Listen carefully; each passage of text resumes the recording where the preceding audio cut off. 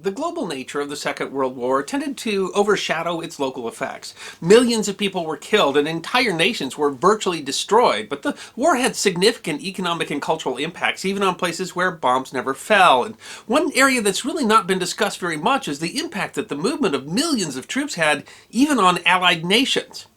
The November 1942 Battle of Brisbane deserves to be remembered. The exact course of events is a matter of dispute, but by most accounts the fight started with 3 Australian soldiers and 1 American soldier having a conversation near the corner of Creek and Adelaide Streets in Brisbane, Australia.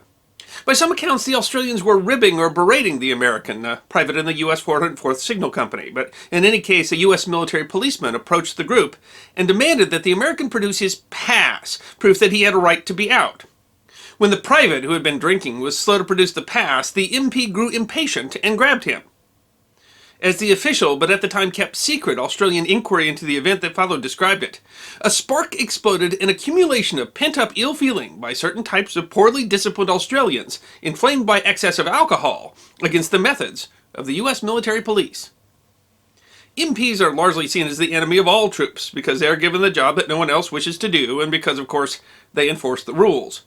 In Australia, the US MPs were more reviled. Australian MPs, called provosts, had less authority and were generally not allowed to carry weapons. US MPs carried billy clubs, were generally more forceful, and perceived as arrogant by the Australians.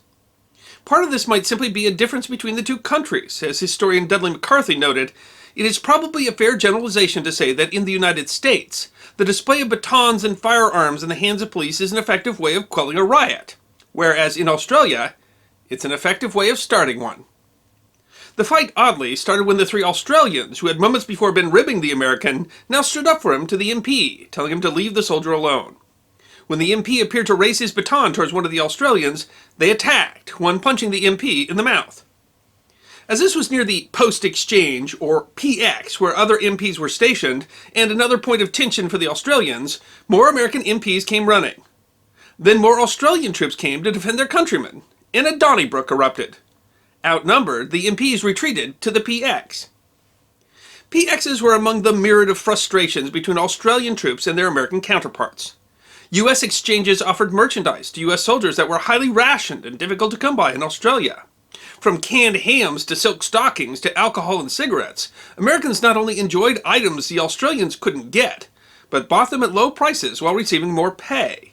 An American private was paid nearly 3 times that of an Australian private. Australian soldiers were not allowed to buy in the U.S. Post Exchange, and the Australian equivalent, called a canteen, mostly sold soft drinks, tea, and sandwiches. They did not sell the highly desirable merchandise of the U.S. PXs, and didn't sell alcohol or cigarettes. The distraction of drink was much more difficult for Australian troops, in a city where hotels were only allowed to sell alcohol twice a day for 1 hour. The restriction also meant that Australians were obliged to drink as fast and as much as they could when the opportunity presented itself. This discrepancy alone was a bone of contention, but it allowed the American GIs a substantial advantage with the Australian women. Americans had smarter uniforms, they had more pay, they were able to acquire things like silk stockings that were otherwise almost unavailable in Australia. As one American sergeant put it, Americans had the ice cream, the chocolate, the silk stockings, and the dollars, and they were able to show the girls a good time. And the Australians became very resentful. And so a PX full of MPs was too good a target for the frustrated Australians, who also turned their ire on the US Red Cross dance hall across the street. At the height of the conflict, more than 2,000 Australians were attempting to raid the PX, throwing rocks and using uprooted parking signs as battering rams. The local magistrates were unable to do much. The situation had simply escalated beyond their control. The local fire brigade arrived, but did not use their hoses on the crowd. The American Army later criticized them for that, but you can hardly blame them for not hosing down their own soldiers, as well as the fact that the mob might have attacked them. 9 MPs were injured, including one with a fractured skull. Trams and other traffic were halted along Adelaide Street. More brawls between troops occurred throughout the city, with estimations that as many as 4,000 troops participated. The brawl was bad enough, but it turned worse. The MPs, outnumbered, armed themselves with shotguns. An MP fired one of those guns. Again, the accounts differ. Some claim he was backed against a wall and fired in self-defense, while he claims that an Australian grabbed him around the neck, while another one grabbed the gun and it went off. An Australian soldier, Edward Sidney Webster, a gunner in an anti-tank regiment, was hit in the chest and killed. The MP fired 3 times in all, wounding 7 others in addition to Webster's death. The MP was later tried for manslaughter, but found not guilty by reason of self-defense. Despite the violence, the crowd generally dissipated by about 10 p.m. and order was generally restored, but now other factors were starting to come into play. The Allies had good reason to fear such conflicts, which served Japanese propaganda efforts. Moreover, Australian Prime Minister John Curtin had specific interests. First, Curtin had used propaganda effectively during the war. His goal had been to unify the Australian people behind the war effort and present World War II as the People's War. Conflict with the Americans not only worked against that interest, but he was specifically trying to move American policy at the time. Curtin was pressing for more action from the American command, trying to get them to escalate their own offensives in order to both protect Australia from the threat of attack, but also to relieve the heavy burden that had been placed on the Australian military. A former journalist himself, Curtin had been giving American reporters more access, hoping to swing their support behind his efforts. Fearing the reaction to the violence in Brisbane, the Australian Propaganda Office limited all reporting, saying only that 1 Australian had been killed and 6 wounded. A report was published the next day in the Courier Mail, the Brisbane newspaper, but with few details. While it described a riot and a shooting by a provost, it did not, for example, list the nationality of the shooter. The censorship was intended to tamp down the problem, but it ended up having the opposite effect, as now rumors spread throughout the city. According to historians Raymond Evans and Jackie Denigan, the rumor was that the Americans had massacred the diggers, as Australian soldiers were called, with Tommy guns, and that the Australians had fought back with rifles taken from a local armory. The bodies, it was said, had been stacked up on the post office steps. The sheer scale of mobilization during the war meant that social tension was inevitable. Australians were sent to the fighting at the outbreak of war in Europe. Australia at the time was much like the home front in the US during the war. Men were gone and experienced the horrors of war, while production increased, meaning that women were taking on roles in the workplace and society that they had never taken before. Then, February 19th, 1942, the Japanese bombed Darwin. 200 people were killed, and Australia was on the front lines. Moreover, Churchill had made it clear that British troops would be defending Britain and could not be spared to defend Australia. When Americans started arriving in large numbers in 1942, it represented security, but it also represented a cultural challenge. By the beginning of 1943, 250,000 U.S. troops were stationed in Melbourne, Sydney, and Brisbane. This influx amounted to rapid Americanization of culture that caused, predictably, stress. Between 1941 and 1945, more than 1 million U.S. servicemen were sent to Australia, at a time when the entire population of Australia was less than 7 million. And Brisbane was ground zero. Sitting on Australia's east coast, Brisbane was not a large city. Its population of under 330,000 was more like a large country town. But Brisbane was the location of the headquarters of Douglas MacArthur, the Supreme Allied Commander of the Southwest Pacific area, and so saw a significant number of those troops. At its highest, Brisbane's population increased by 80,000. Historians Evans and Denigan observed, in no other Allied city across the world during the war was the proportional demographic impact of the GI presence so great.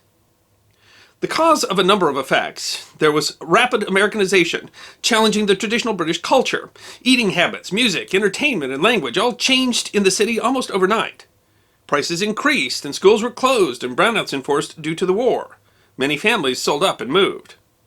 The changes were shocking to Australians, many of whom had never traveled internationally and whose only vision of America was what they had seen in the movies.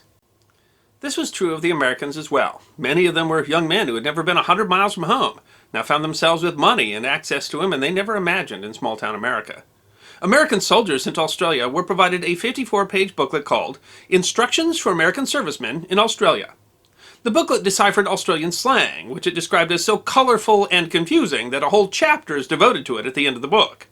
It talked about differences like tea, central heating, and the best way to spend Sunday, or saluting officers and such. But the book stressed unity, making observations such as, the main point is, they like us, and we like them. And, the Australians need our help in winning the war, of course, but we need theirs just as much.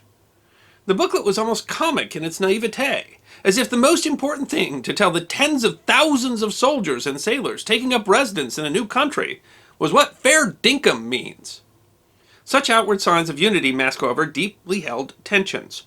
One of those had to do with the brash Supreme Allied Commander in the Southwest Pacific area. While by far the bulk of the fighting in the campaign so far, especially the grueling Kokoda Track campaign in the territory of Papua, had been done by Australians, MacArthur was seen as dismissive of Australian troops. MacArthur generally controlled the press communiques, where victories by Australian troops were minimized and routinely described as Allied victories. The Australian opinion was that MacArthur gave Americans credit for Australian victories, even though U.S. troops in the Pacific, who had only just started the Guadalcanal campaign, were yet to prove themselves. Prime Minister Curtin was in the unenviable position of trying to prod MacArthur into more action from American troops, even as MacArthur was not giving Australian troops proper credit.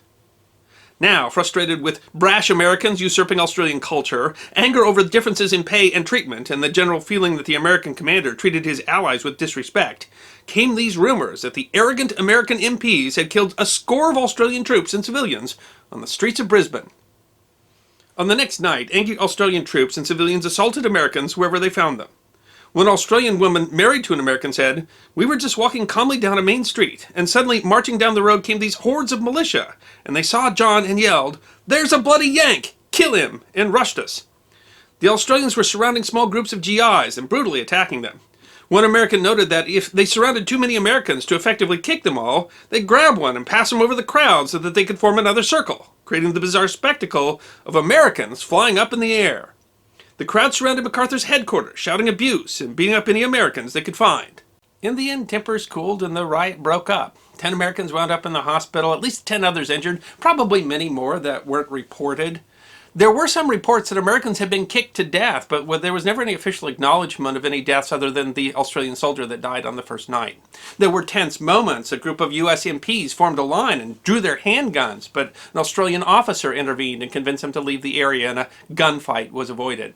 The units that were involved were relocated, the USPX was relocated, and things went pretty much back to normal. One American sergeant was surprised to find the next day when he saw a bunch of Australians in a pub that they said, "Wasn't that a great ruckus we had the other night? Let me buy you a beer."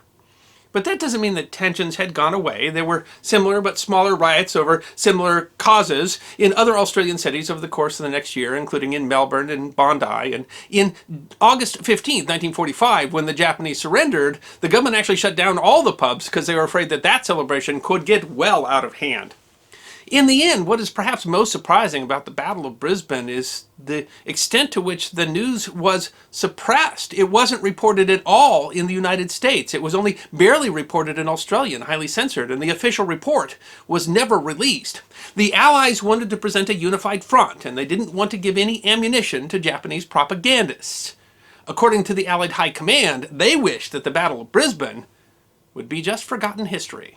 I hope you enjoyed this episode of The History Guy, short snippets of forgotten history between 10 and 15 minutes long. And if you did enjoy, please go ahead and click that thumbs up button. If you have any questions or comments or suggestions for future episodes, please write those in the comment section. I will be happy to personally respond. Be sure to follow The History Guy on Facebook, Instagram, Twitter, and check out our merchandise on teespring.com. And if you'd like more episodes on forgotten history, all you need to do is subscribe.